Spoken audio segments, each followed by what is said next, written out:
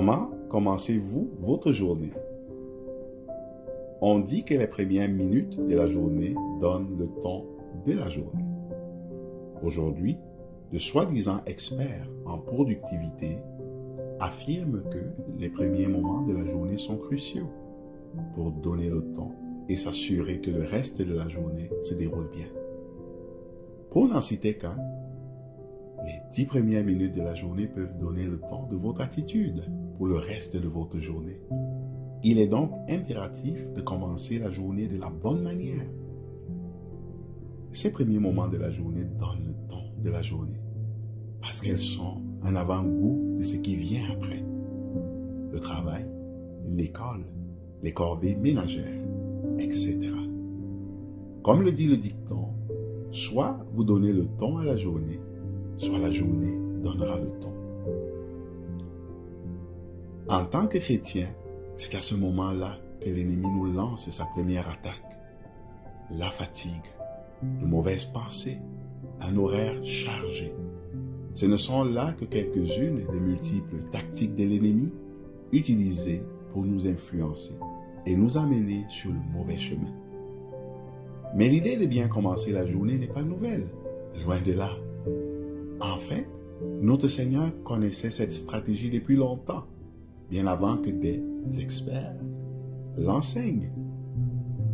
Il a établi cette stratégie dans sa routine alors qu'il habitait dans son corps terrestre. Il vaquait aux affaires du Père dès le début de sa journée.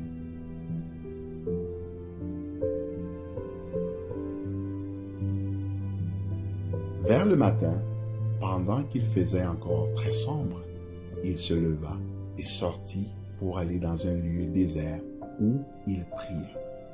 Marc chapitre 1, le verset 35. Jésus sentait le besoin de s'isoler pour parler au Père, pour bien commencer sa journée. Son quotidien consistait à accomplir des miracles et à enseigner la parole. Il ne pouvait donc pas se permettre de commencer la journée du mauvais pied. S'occuper des affaires du Père signifiait qu'il devait être prêt à agir à n'importe quel moment. L'atmosphère céleste qui régnait autour de lui pouvait être attribuée à bien des choses, mais il est certain que la manière dont il commençait ses journées était un facteur qui contribuait à cela. Nous espérons que ce montage de citations, en anglais seulement, sera une source de bénédiction pour vous et qu'elle fortifiera votre armure alors que vous combattrez l'ennemi. Ces citations sont un rappel de qui vous êtes. Écoutez-les pendant votre routine matinale, pendant que vous vous rendez au travail ou quand vous commencez la journée. Suivez la conduite du Seigneur. Après votre temps de prière, quand l'ennemi vous ment en disant « Je n'ai rien », quand il vous dit « Ça, ce n'est pas pour toi », nous espérons que ceci sera un rappel que, oui, vous êtes son enfant et son amour ne faillira pas.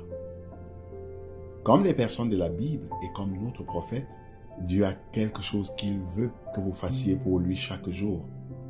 Peut-être que la manière dont nous commençons la journée nous aidera à faire la chose juste, à vaquer aux affaires du Père.